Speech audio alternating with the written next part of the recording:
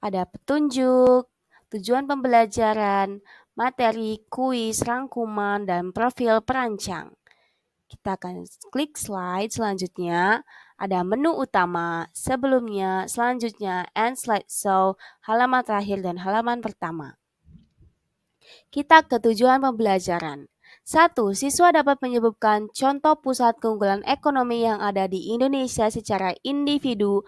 Yang kedua, melalui tayangan video, siswa dapat menyimpulkan fungsi sarana dan prasarana transportasi untuk mendukung mobilitas penduduk. Yang ketiga, siswa dapat menganalisis pengaruh negatif dan positif pusat keunggulan ekonomi. Slide selanjutnya adalah materi 1 mengenai pusat keunggulan ekonomi di Indonesia. Ada 1, PT Freeport Indonesia. Yang kedua, ada tambang minyak milik negara. Yang ketiga, ada Batik Indonesia. Selanjutnya ada PT Freeport Indonesia. PT Freeport Indonesia adalah sebuah perusahaan afiliasi dari Freeport Moran Copper and Gold Inc. PT Freeport Indonesia menampung, memproses, dan melakukan eksplorasi emas, biji yang mengandung tembaga, emas, dan perak. Lalu selanjutnya ada perusahaan tambang minyak negara. Ada beberapa perusahaan di Indonesia yang berkaitan dengan operasi kilang minyak ini. Perusahaan tersebut dapat dikategorikan sebagai salah satu pusat keunggulan ekonomi negara kita, Indonesia saat ini. Mengimpor banyak sekali minyak mentah dan bahan bakar atau BBM. Yang pertama ada Kilang Brandan. Kilang tersebut milik Pertamina dengan nama Pertamina Unit Pengolahan 1 Pangkalan Brandan di Sumatera Utara. Unit pengolahan minyak Pangkalan Brandan memiliki sejarah panjang sebagai pelopor di mulainya eksplorasi minyak di Indonesia. Lalu yang kedua ada Kilang Dumai. Kapasitas Kilang Dumai mencapai 127.000 barel per hari. Kilang ini terintegrasi dengan kilang petrokimia dan memproduksi produk-produk petrokimia yaitu purifier teraphthalate acid atau PTA dan parasilin. Yang ketiga ada Kilang Cilacap. Unit pengolahan ini merupakan salah satu unit pengolahan di tanah air yang memiliki kapasitas produksi yang paling besar yakni 348.000.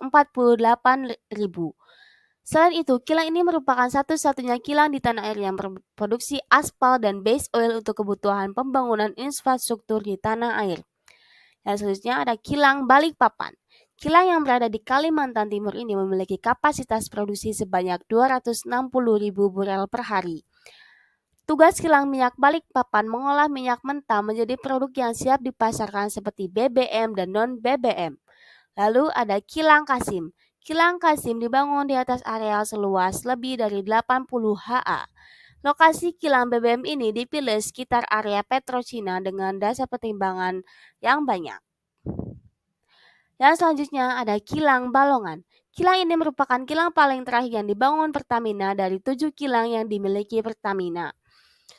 Kilang ini berlokasi di Indramayu, Jawa Barat, sekitar kurang lebih 200 km arah timur Jakarta.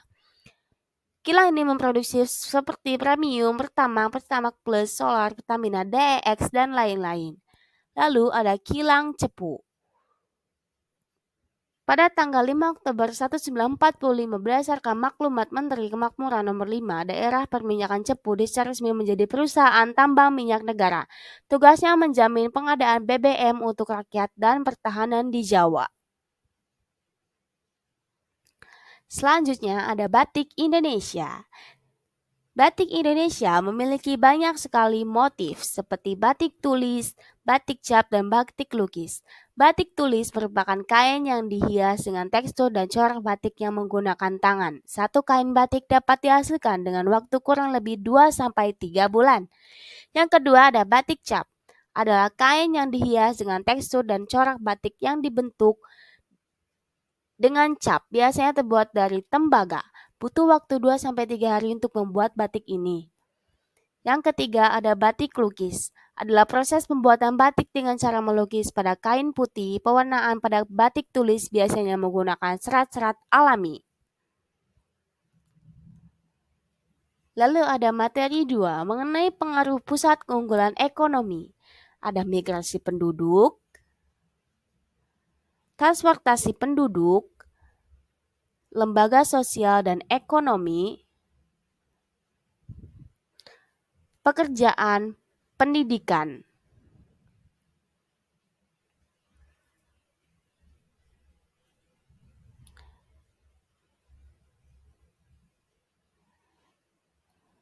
Migrasi penduduk adalah perpindahan penduduk dari satu tempat ke tempat lainnya dalam satu negara. Migrasi internasional adalah perpindahan penduduk antar negara, dan migrasi internal yang terjadi di Indonesia dapat dibedakan menjadi urbanisasi dan transmigrasi. Pusat keunggulan ekonomi yang ada di Indonesia dapat berpengaruh terhadap perpindahan penduduk atau migrasi. Contoh dari transportasi. Sebagai contoh, jalan dan infrastruktur dibangun sebagai sarana pendistribusian dari bahan baku atau hasil dari PT Freeport di Papua sendiri setelah ada PT Freeport pada tahun 1971. PT Freeport membangun Bandar Udara Timika dan pusat perbekalan. Kemudian juga membangun jalan-jalan utama sebagai akses di tambang dan juga jalan di daerah terpencil sebagai akses ke desa-desa. Selanjutnya ada lembaga sosial ekonomi. Lembaga sosial di bagian dari bagian sosial mengatur tata hubungan antar individu yang menyangkut pemenuhan kebutuhan pokok manusia. Lembaga ekonomi adalah lembaga yang mempunyai kegiatan di bidang ekonomi demi terpenuhinya kebutuhan masyarakat. Keberadaan pusat keunggulan ekonomi juga berkaitan dengan kemunculannya lembaga sosial dan ekonomi. Selanjutnya ada pendidikan. Globalisasi di bidang ekonomi akan mempengaruhi pendidikan penduduk suatu negara. Pendidikan bagian terpenting dari pembangunan nasional.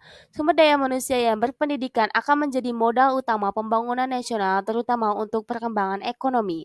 Setiap negara berusaha meningkatkan kualitas pendidikan agar menghasilkan sumber daya manusia yang kreatif, inovatif, mampu bersaing di tingkat internasional. Selanjutnya ada pekerjaan. Dengan tumbuhnya pusat-pusat keunggulan ekonomi di Indonesia, maka berdampak bertambahnya produksi barang dalam negeri meningkat apabila pusat keunggulan tersebut mampu menarik minat pasar luar negeri. Kenaikan jumlah produksi tersebut mengakibatkan pada bertambahnya kebutuhan tenaga kerja, sehingga akan memperluas lapangan kerja. Ini adalah contohnya.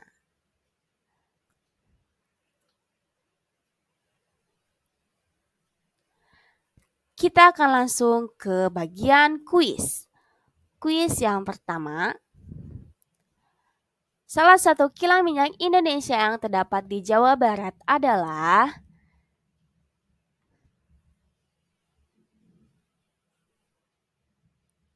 jawabannya adalah kilang minyak Balongan. Soal selanjutnya, UNESCO menetapkan batik sebagai warisan kemanusiaan untuk budaya lisan dan non-bendawi sejak tahun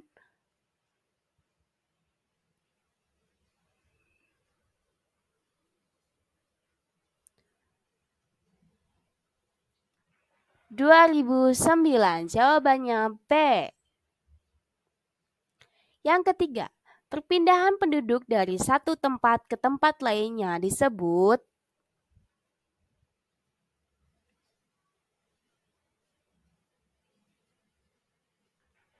jawabannya adalah C. Migrasi penduduk. Yang keempat, salah satu kelemahan transportasi udara adalah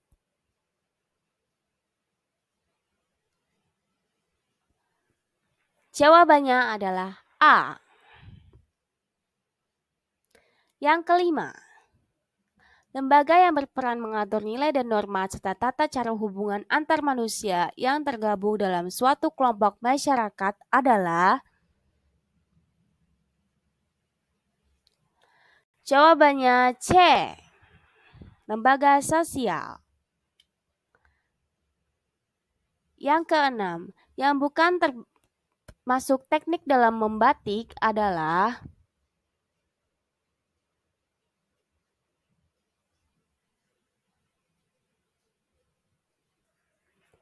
jawabannya D.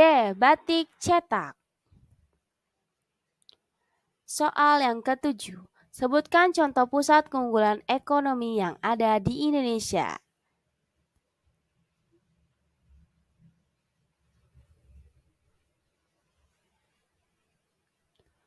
Jawabannya adalah PT Freeport Indonesia, perusahaan tambang minyak negara, Batik Indonesia, pameran seni, dan pekan raya. Yang kedelapan, sebutkan motif batik dan tenun tradisional yang ada di Indonesia. Ada 7 rupa. Lalu, sebutkan teknik yang bisa digunakan ketika membatik.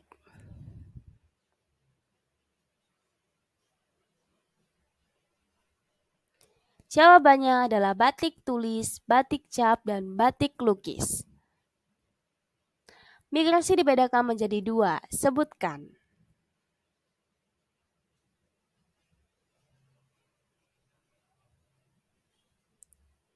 Jawabannya adalah migrasi internal dan migrasi internasional. Selanjutnya kita masuk ke bagian rangkuman. 1. Indonesia merupakan negara yang akan banyak budaya dan keunggulan ekonomi, bahkan memiliki potensi dan peluang bagi kesejahteraan masyarakatnya. Selain itu, pengembangan pusat keunggulan ekonomi di Indonesia ada yang dikelola oleh negara maupun swasta. Penambahan yang dilakukan oleh privat dikelola sesuai dengan analisis mengenai dampak lingkungan atau AMDAL yang telah disetujui oleh pemerintah. Yang ketiga, batik pantas menjadi salah satu keunggulan bangsa, cagar budaya, cagar usaha, dan bernilai yang sangat tinggi. Yang keempat, banyak pihak yang kemudian terdorong untuk membangun pusat keunggulan ekonomi di Indonesia karena berpengaruh besar dalam berbagai bidang kehidupan. Yang kelima, pengaruh yang ditimbulkan tersebut dapat bersifat positif dan negatif, baik pusat produksi ataupun pusat penjualan seperti migrasi penduduk, transportasi, pendidikan, pekerjaan, lembaga ekonomi, dan lembaga sosial. Yang keenam, ekonomi kreatif dikembangkan berdasarkan potensi yang dimiliki suatu negara. Ekonomi kreatif dan berbagai daerah mampu mendongkrak kegiatan ekonomi lokal dan diharapkan mampu menembus pasar internasional. Selanjutnya ada profil perancang.